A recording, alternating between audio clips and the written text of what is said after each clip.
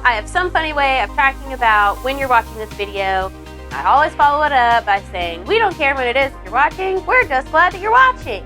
So today, I thought I'm just going to skip all that and jump right to the part where I thank you for taking the time to make us a part of your day and a part of your life.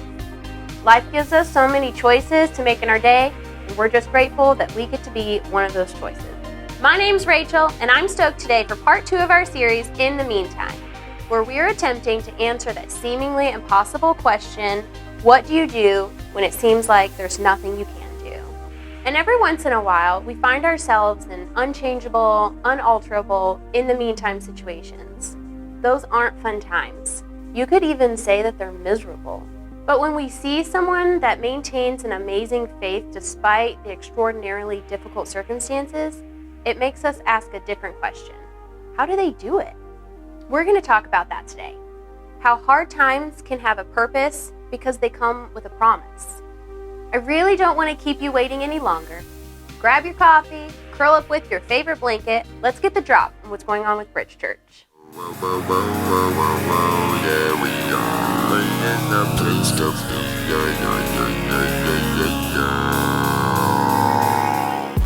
Hi guys, it's Tiff from Bridge Church, and you're about to get the drop.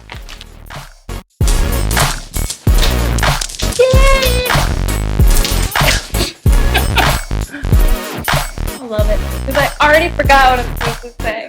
We're glad you're watching or listening wherever you are, but we'd love to meet you and actually get to know you. Join us at 4 p.m. at the Harney's house. All that information can be found on our website under the Circles tab. If you're not ready for a circle, that's okay. I know! It's a laid-back time for you to meet some people, build some connections, and just have fun. Come join us at 5 o'clock to hang. All that info can be found on our website under the Events tab. Right? That's wrong, right? Yeah. Or is that right? Wrong? Right. Whatever. For more information about what's happening, check out our Facebook page or head on over to bridgedayton.com. Some of my and I'm going to eat it too. Okay. Now here's John with part 2 of In the Meantime.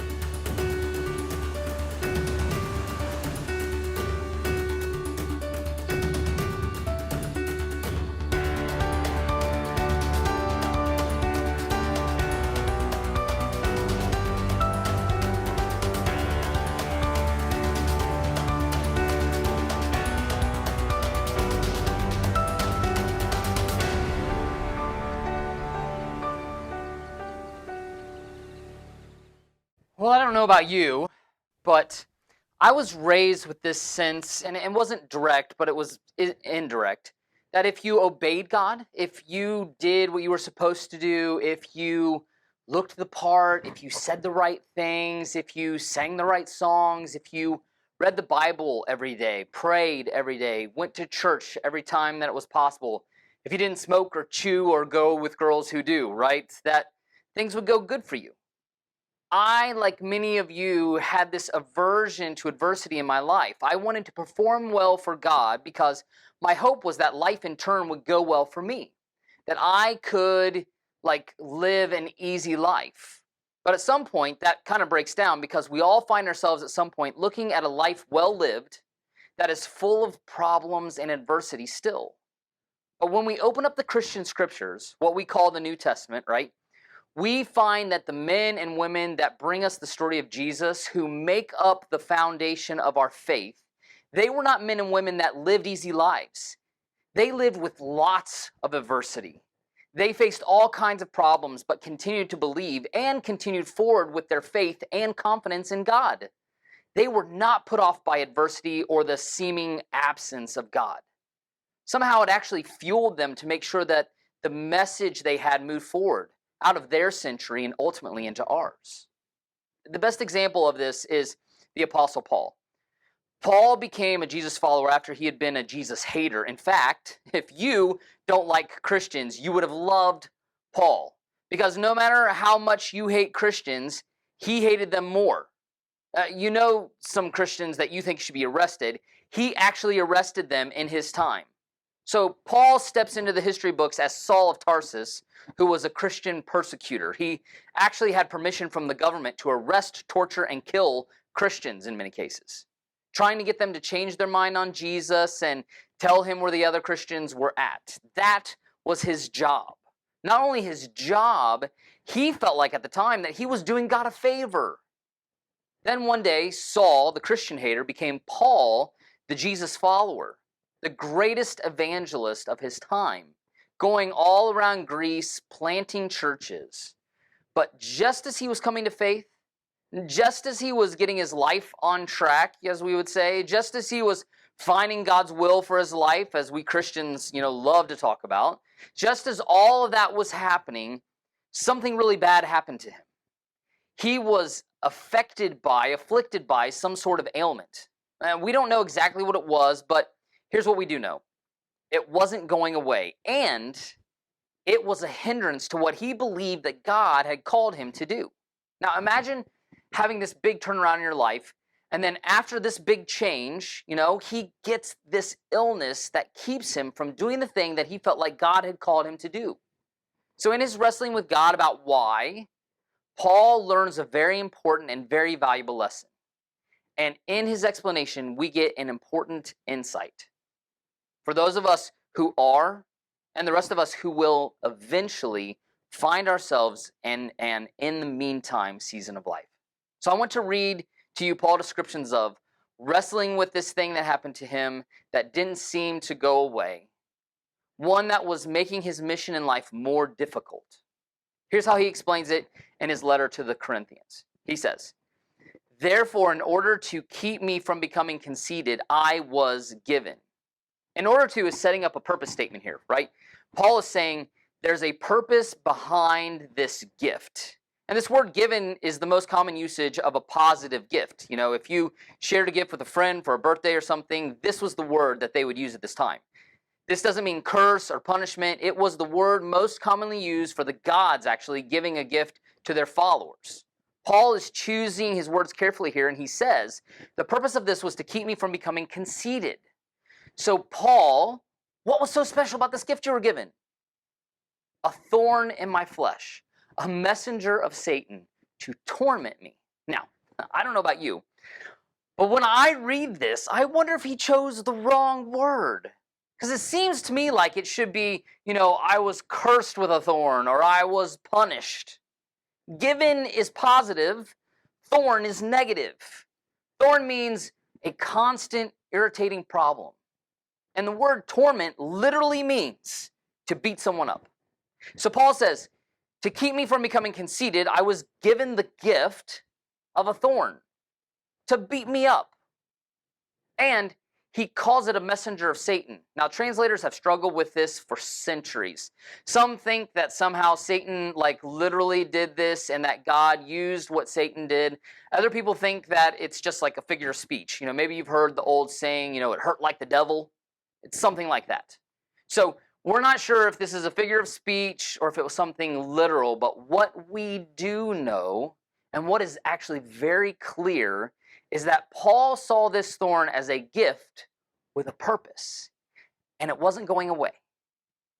Some people think that it was epilepsy, that while he was traveling around and speaking and trying to establish the early believers, that he would have fits and he would wake up and he'd be embarrassed, and they didn't understand epilepsy, right? Back then, they didn't have the medical. They might have thought that it was some type of demon possession or something else that was kind of weird.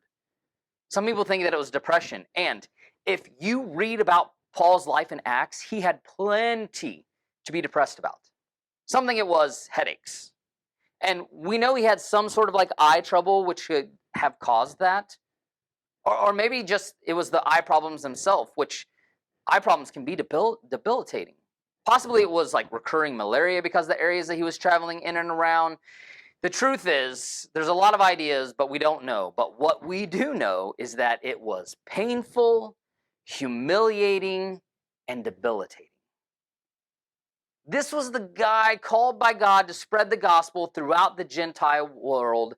And after he becomes a Jesus follower, he develops something painful, humiliating, and debilitating. That should make some of us feel at least a little bit better. So then Paul tells us what he did when he realized that it wasn't going away.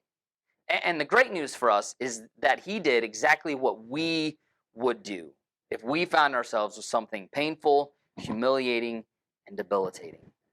Here's what Paul said that he did. 3 times I pleaded with the Lord to take it away from me. Paul is showing us his humanity, which he was a human. Just like us, when he has something that's bothering him, he asks God to take it away. He pleaded. This isn't like casual. This isn't an indication to 3 seasons of his life when it was really bad. In fact, it got so bad that he called out to God and said, I can't go on doing what you want me to do unless you remove this. I can't go on anymore, God. Paul would have begged for him to take it away. And here's the interesting thing. Some of you have been told that the reason you're not getting any better in your life and that your life isn't changing is because you don't have enough faith. Now, I don't believe that. The reason I don't believe that is because I believe that Paul had more faith than all of us put together. And simply trying to faith God into something like we want him to do, like it's bad theology. Paul, a man of amazing faith, pled with God to do something so he could do God's will. But he said to me, Paul says, and I know for some of you, it would be a major breakthrough if God would just say something to you. I think this is a place for me where I feel the most empathy towards people. The stories that people tell me of wanting to hear anything from God about the circumstances in their life with their kids or their health. And for many people, the thought that they have is, God, if you would just say something to me, I could even take no for an answer. If you would just acknowledge me, any kind of recognition or indication that you're hearing me would be great. And the first time Paul pleaded with God, he heard nothing.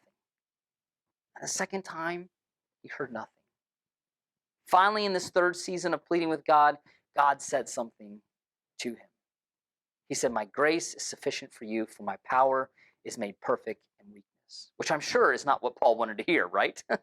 And not what, many of you want to hear right now in your life. And not what any of us want to hear or think about for potential in our future. But what God is expressing to Paul and what some of us need to hear today is this. God is saying, Paul, the answer is no. I'm not going to remove this from you, but I'm going to give you the strength. I'm going to give you the power. I'm going to give you the grace that you need to press on in spite of the fact that this is not going away. Literally, what this verse means is my power reaches its highest point and is perfectly put on display in our weakness. God is saying to Paul, I'm going to show off my power through your weakness. So the answer to your prayer, Paul, is no. This isn't going to go away. Now, Paul can add a 4th thing to that list he has. It's painful, it's humiliating, it's debilitating, and seemingly it is permanent in his life. And by the way, Paul, God would say, I love you, and I'm going to use you. And people will eventually name their kids after you. In other words, Paul, I haven't forgotten about you. You're still right where you need to be. But Paul, the answer to will you remove this adversity from my life? Will you change my circumstances? Will you ease my pain? My answer to you is no.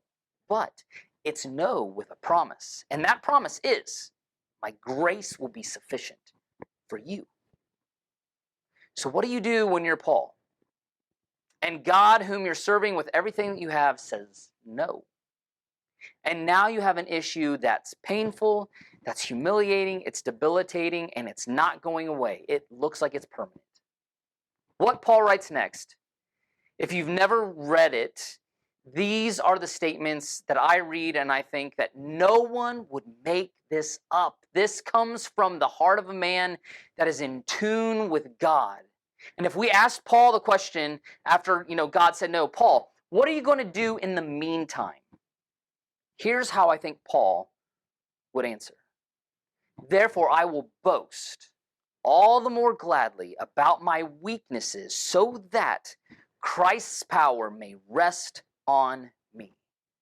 So that is just another purpose statement. Here's what Paul is saying, right?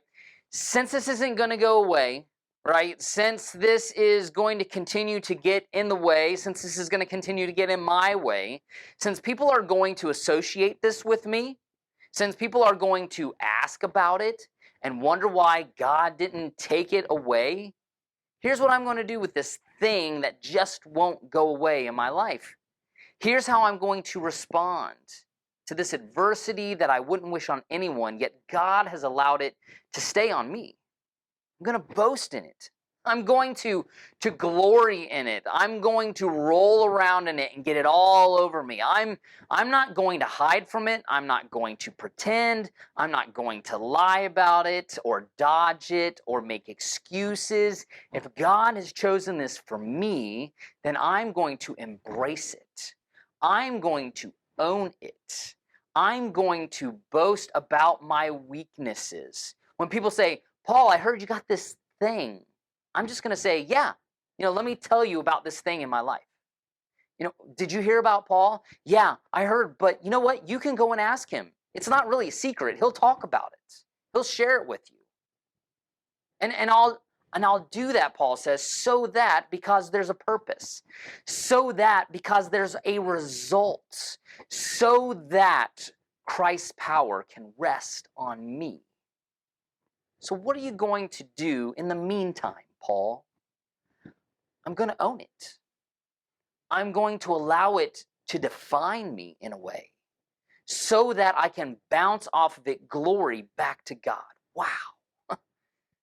In the Greek, there's actually like an underlying kind of implication that's going on around this verse, and I won't bore you with the Greek, but I'll give you the big thought here. Here's another way of saying the same exact thing. Embracing your inability is a prerequisite to experiencing Christ's ability. In other words, I realize in order for me to experience Christ's power through me, I have to embrace this circumstance. And here's why that's important. Because for almost all of us, at every stage of our life, we bump up against unchangeable circumstances. The thing that is an embarrassment, the thing that we hope no one ever finds out about, a disability in our life that cuts us down, something causing us to not be as far along as we'd like to be. Our tendency is to hide, to pretend, to lie. And what Paul is saying, he's saying when I got over all of that and I embraced this and I saw it as a gift, I experienced Christ's power in me. And that is why, for Christ's sake, I delight in weaknesses, in insults, in hardships, in persecutions, in difficulties. For when I am weak, then I am strong. To which we think, but that's not the American way, Paul. And Paul would say to us, and that's why you are not experiencing the full grace of God in the area which you struggle the most. Admittedly, this is much easier to talk about than to live out. But to know that there's a purpose and to live with purpose and to have the promise of grace and strength to do so, it has to be so intriguing to anyone. To take this idea further, find a circle and join in on the continuing discussion of what this would look like for you to do in your life, and then come back next week for part 3.